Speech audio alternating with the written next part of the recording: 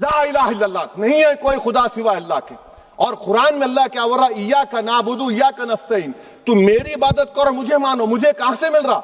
Article 25 से मिल रहा है। मुझे कहां से मिल रहा है? Liberty of thought, expression, belief, faith and worship से मिल रहा है। सर्टिफिकेट हमसे मत लीजिए। आपके बुजुर्गों के कोई एक किताब में लिख के क्या लिखा है बता दीजिए, कहां पर क्या लिखा हुआ है कि भारत जिंदाबाद, हिंदू मुसलमान जिंदाबाद, दलित जिंदाबाद, ईसाई जिंदाबाद, आदिवासी जिंदाबाद, जो किसी खुदा को नहीं मानते वो भी जिंदाबाद। और जिना के बारे में जो कहा था, हम तो जिना के सख्त मुखालिफ है, इसलिए भारत को अपना वतन माने। मगर 42 में आपके प्यारे वीर और जिना की पार्टी ने नॉर्थ वेस्ट फ्रंटियर, सिंध और बंगाल में मिलकर हुकूमत चलाई और उस हुकूमत ने 1.5 लाख हिंदू और मुसलमानों को अंग्रेजों की फौज में शामिल कराया ताकि वो लड़े। तो किसी शायर ने अच्छा कहा था वजीर आजम के बारे में कि फरेब देकर जमाने को पारसा ना बनिए, इन्हें कहो कि वो बंदा बने खुदा ना बने, अमीर शहर यही चाहता या हजरत कि हमारी चीख गले में रहे सदा ना बने। दूसरी बात मैडम, हमारे वजीर दिफा जनाब राजनाथ सिंह साहब ने बड़ा ही अजीब व गरीब और तकलीफ दे बात कही उम्मुल मोमिनीन के बारे में और उम्मुल किताब के बारे में। उम्मुल मोमिनीन उनको कहते हैं जो हमारे प्रॉफिट मोहम्मद सल्लल्लाहु अलैहि वसल्लम की वाइफ हैं। वो हम तमाम मुसलमानों की मां, हम उनको तस्वुर करते हैं, मगर हम उनकी इबादत नहीं करते। हम अपनी मां की इबादत नहीं करते। उम्मुल किताब कुरान है, हम कुरान की इबादत नहीं करते। कुरान अल्लाह का बिजावा कलाम है। तो उसके बारे में भी शायर ने अच्छा कहा कि खबर नहीं जिन्हें अपने दीन और मजहब की, हमें वो दीन का मतलब सिखाने निकले हैं। अहम बात यह है कि मैडम, हमारे मुल्क का आइन क्या इस लफ्ज से आगाज होता है, वी द पीपल। इसका आगाज भारत माता के नाम से नहीं होता है। हमारे संविधान का जो प्रियम्बल है वो क्या कहता है? Liberty of thought, expression, belief, faith and worship. अगर दस्तूर का ये पहला सफा ये बात करता है तो फिर कैसे किसी शहरी को किसी खुदा, देवी, देवता की इबादत करने पर या सजदा करने पर मजबूर किया जा सकता है? आप ही की पार्टी से आज की जो बातें हुई इसी कब हो रही हैं। हमारे कॉन्स्टिट्यूंट असेंबली में मैडम एक मोहतरमा थी रोहिणी कुमार चौधरी ने एक तजवीज दी थी कि प्रियम्बल में किसी देवी के नाम से शुरू हो। उन्होंने खास तौर से वंदे मातरम का जिक्र किया मगर उसको कबूल नहीं किया गया। फिर केवी कामत साहब ने एक तजवीज दी कि इट्स सिटीजन्स को बदलकर हर सिटीजन्स किया जाए और खुदा के नाम से शुरू किया जाए, वो तरमीम को मुस्तरद कर दिया गया। हमारे संविधान का उसूल यह है कि भारत क्या है, उसकी अवाम है, अवामी कानून की मुसन्निफ है, अवाम मर्जी से सबसे बालातर है, अवामी हाकिम है। मुल्क किसी खुदा, देवी, देवता, मजहबी इलामत के नाम से नहीं चलता, ना मुल्क किसी एक मजहब की मिल्कियत है।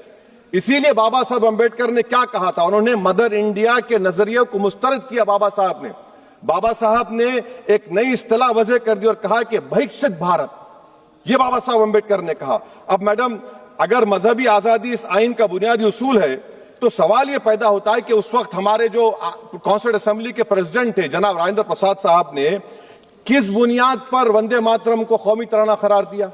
ना तो कोई सेक्यूर रेजोल्यूशन है इसके बारे में। मैडम, मैं आपको बताना चाहूंगा कि जुडिशरी क्या कहती है। बीजू इमैनुअल केस है 1986 का, जिसमें जिहोवा विटनेस ने कहा कि मैं नेशनल एंथम के वक्त खड़े रहूंगी, पढ़ूंगी नहीं। सुप्रीम कोर्ट ने कहा कि उसने कोई गुनाह नहीं किया। वहीं एक 2017 का केस है अश्विनी उपाध्याय का केस सुप्रीम कोर्ट का, उन्हें कहा गाइडलाइंस दिए जाएं वंदे मातरम पर, सुप्रीम कोर्ट ने नहीं कह दिया। फिर आप आ जाइए madam, prevention of insult act national 1971, इसमें नेशनल सॉन्ग नहीं है, सिर्फ नेशनल एम्बलम और आपका नेशनल एंथम है। फिर आप आ जाइए 40th अमेंडमेंट आर्टिकल 51 है, 76 में पास हुआ, उसमें भी इसका कोई जिक्र नहीं है।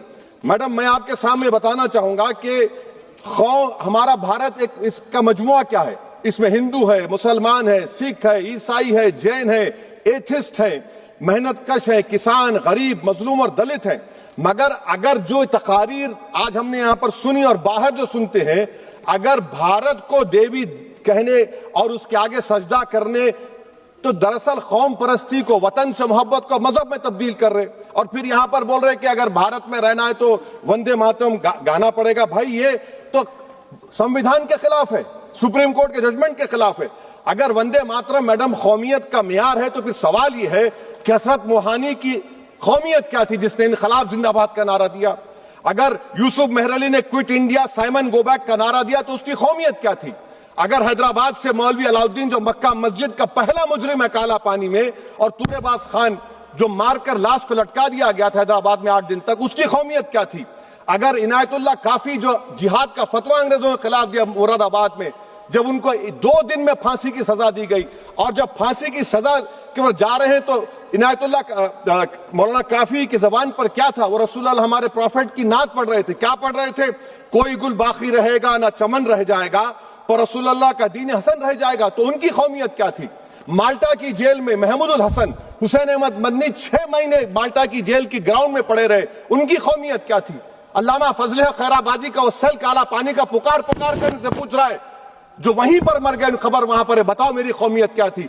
मैडम, मैं एक मुसलमान हूं, मैं इस्लाम को मानने वाला बावकार इंसान हूं, और मेरे मजहब की बुनियादी तालीम तौहीद है, ला इलाहा इल्लल्लाह, नहीं है कोई खुदा सिवा अल्लाह के। और कुरान में अल्लाह क्या बोल रहा? इय्याका नाबुदु इय्याका नस्तईन, तुम मेरी इबादत करो, मुझे मानो। मुझे कहां से मिल रहा? आर्टिकल 25 से मिल रहा है। मुझे कहां से मिल रहा है? Liberty of thought, expression, belief, faith and worship से मिल रहा है। तो इसको जोड़ना यह बहुत ही खतरनाक होगा। और हमारे प्रॉफेट मोहम्मद सल्लल्लाहु अलैहि वसल्लम जब मदीने को गए तो उन्होंने उस वतन के लिए दुआ की, कहा कि अल्लाह मदीने की मोहब्बत हमारे दिलों में और इजाफा कर दे, मक्के से ज्यादा कर दे। तो ये इस्लाम, मुसलमान होना, हमारे ईमान में मुल्क की मोहब्बत बीच में नहीं आती, और मुल्क से मोहब्बत है और रहेगी हमेशा, क्योंकि ये अजीम कुर्बानियां यहां पर शामिल है जिन्होंने जंग आजादी में हिस्सा नहीं लिया।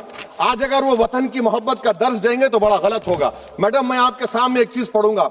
1937 रविंद्रनाथ टैगोर ने लेटर लिखा सुभाष चंद्र बोस को, मैं सिर्फ किसी ने नहीं पढ़ा ये। क्या कहा टैगोर साहब ने? But parliament is a place of union for all religious groups and there the song cannot be appropriate. When Bengali Muslims show sign of stubborn fanatism, we regard it intolerable. When we too copy them and make unreasonable demands, it will be self-defeating. ये मैं इसको ले करूंगा madam, आप देख लीजिए। फिर दूसरी तरफ मैडम आप आ जाइए, मैं यहाँ पर बैठकर, हाँ, जितने तकारीर यहाँ पर हुए सब जनगण मन पर तनकीद किए। तो मैडम मुझे ये कहना पड़ेगा कि जनगण मन पर आप लोग इतनी तकलीफ क्यों उठा रहे हैं? आखिर इतनी तकलीफ क्यों है? तो मैं जब जाकर देखा तो मुझे 28 दिसंबर का ऑर्गेनाइजर मैगजीन का आर्टिकल मिला, जिसमें ऑर्गेनाइजर लिखता है कि what is the moral sanction behind government choice of Jana Gana Mana, except that it can be made an item of entertainment at the sumptuous parties thrown by government officials. आप बताइए, इसका बोलेंगे आप? और फिर उसके काइंड कैसा करते हैं? It will mean we can not love our motherhood. Madam please, it will mean that Vande Mataram is buried alive with the word Jan Gan Mana on the tombstone, for the tomb will also be of Jan Gan Mana of the will of the people. इस पर आप क्या बोलेंगे? Madam, मैं आपको ये बताना चाह रहा हूं कि वतन की मोहब्बत हमारे लिए बहुत अहम है, मगर ये बताइए हमको कि अभी मैडम यहां पर आनंद मठ के बारे में बहुत कुछ कहा गया। मैं सिर्फ 2 मिसालें आपको देता हूं। आनंद मठ के पेज नंबर 70 और 80 को पढ़ लीजिए। इसके बाद सनातन जहां मुसलमानों के घर पाते थे, इन्हें आग लगा देते थे। आप पेज नंबर 98 पढ़िए। हमें सिर्फ इन मुसलमानों को जड़ से खत्म करना है, क्योंकि खुदा के दुश्मन बन चुके हैं। फिर आप पेज नंबर 115-16 दीजिए। फिर मुख्तलिफ इलाकों में मुसलमानों को सदा देने के लिए भेजे जाते, जहां मुसलमान आबादी नजर आती जला दिया जाता। फिर आप देख लीजिए मैडम, सफे नंबर 120 पेज 120, बंकिम लिखते हैं कि सनातियों को मालूम नहीं था कि अंग्रेज हिंदुस्तान को निजात दिलाने वाले हैं। ये आप क्यों कर रहे हैं? अब आप मैडम, मैं आपको पेपर्स दे कर दूंगा। मैडम, भारत में हमारी आजादी इसलिए आई और बरकरार रही कि हमने मुल्क और मजहब को एक चीज नहीं बनाया। हमने ऐलान किया कि हमारी मुल्क मुख्तलिफ तबकात मज़ाहिब पर मुश्तमिल है। हमारे मुश्तरका तकदीर हमारी कौमियत का सरचश्मा है। यह खास जबान, सखावत, मजहब नहीं है।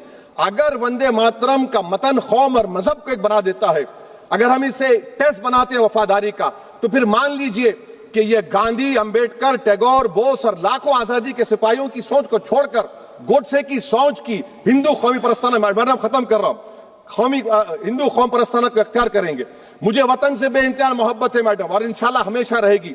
मगर बावजूद इसके कि मेरी मस्जिद, मेरी इबादतगाह, मेरे कपड़े, मेरे कारोबार पर हमले होते, मगर मैं फिर भी कहता हूं कि वतन मेरा, हर वतन को हम छोड़कर नहीं जाएंगे। मगर हुब्बुल वतनी का क्या मुतालबा है?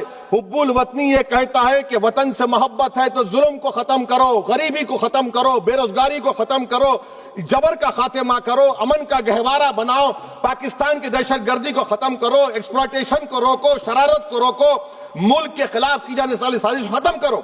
मैडम, भारत एक चमन है जहां पर हर फूल को खिलना चाहिए, और अगर कोई इस फूल का, अगर पूरे फूल खिलेंगे तो उसकी खुशबू से ये वतन मुअत्तर होगा। मगर अगर इस चमन का माली ये कहेगा कि एक ही फूल खिलेगा, तो मैं जिम्मेदारी के साथ कह रहा हूं, अगर एक ही फूल खिलेगा तो वो सहरा बन जाएगा और माली माली नहीं रहेगा, वो जल्लाद कहलाएगा। तो इसीलिए मैडम, हम उम्मीद करते हैं कि हुकूमत इस पर जोर जबर ना करे।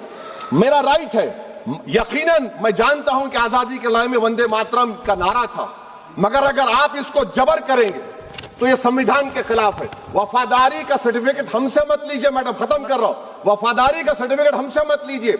आपके बुजुर्गों के कोई एक किताब में लिख के क्या लिखा है बता दीजिए, कहां पर क्या लिखा हुआ है। तो मैं मैडम, मैं इस शेर पर अपनी बात को खत्म कर रहा हूं मैडम, मैं इस शेर पर अपनी बात को खत्म कर रहा हूं मैडम, मैं अपनी बात को खत्म कर देता हूं मैडम, क्योंकि आप बहुत जल्दी में हैं। कि भारत जिंदाबाद, हिंदू मुसलमान जिंदाबाद, दलित जिंदाबाद, ईसाई जिंदाबाद, आदिवासी जिंदाबाद, जो किसी खुदा को नहीं मानते वो भी जिंदाबाद, और मैडम सब पिछड़ा सब आ गया इसमें। तो हम उम्मीद करते कि इस रूह को आप समझेंगे, अगर आप सिर्फ अपनी आइडियोलॉजी को लेकर चलेंगे। और आखिर में मैडम, जनाब बंकिम चंद्रा साहब के बारे में मैं आपके सामने डॉक्यूमेंट लेकर रहा हूं कि उन्होंने बीए का एग्जाम पास नहीं किया था, 7 मार्क्स से फेल हो गए थे, ये भी रख रहा हूं। तो आप जिसको लिटरेरी जायंट बता रहे, ये नहीं है। बहुत बहुत शुक्रिया। धन्यवाद सभापति महोदया। मैं इस सदन का ध्यान